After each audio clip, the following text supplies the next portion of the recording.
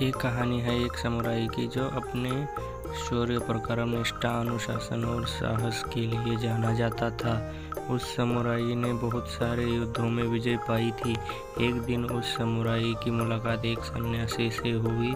वो सन्यासी उस समय ध्यान में बैठा थे। जब वो अपने ध्यान से उठे तो समुराई उनके पास गया और बोला, अपनी जवानी में मैंने बहुत सारी लड़ाइयाँ जीती है, बहुत लोगों की मदद भी करी। जब भी मुझसे हो सका मैंने लोगों के लिए कुछ ना कुछ ही किया है।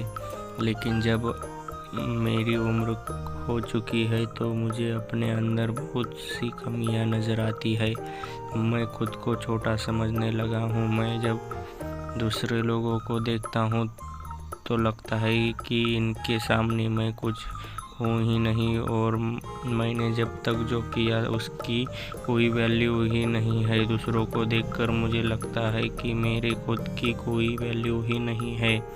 समुराई की बात सुनकर वो सन्यासी बोले, तुम थोड़ा देर इंतज़ार कर लो, तुझसे मिलने और भी कई लोग आए हैं। मैं पहले उनकी समस्या सुन लेता हूँ, उसके बाद तुम्हें तुम्हारी समस्या का समाधान देता हूँ। ऐसा कहकर वो चले गए।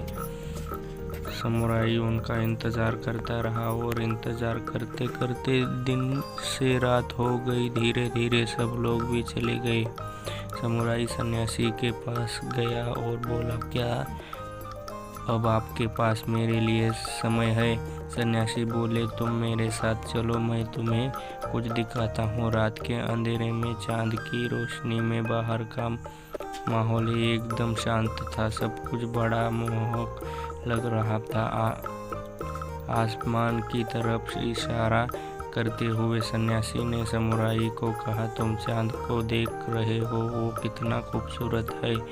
वो सारी रात यूं ही अपनी चमक दिखाता रहता है, लेकिन कल जब सुबह होगी और सूरज निकल जाएगा, सूरज की रोशनी इस चांद से ज़्यादा तेज़ होगी, जिसकी वजह से हम पेड़ों, पहाड़ों और पूरी प्रकृति को साफ साफ देख पाएंगे। मेरा मानना है कि हमें इस चांद की ज़रूरत ही नहीं है, उसका अस्तित्व ही बेकार है।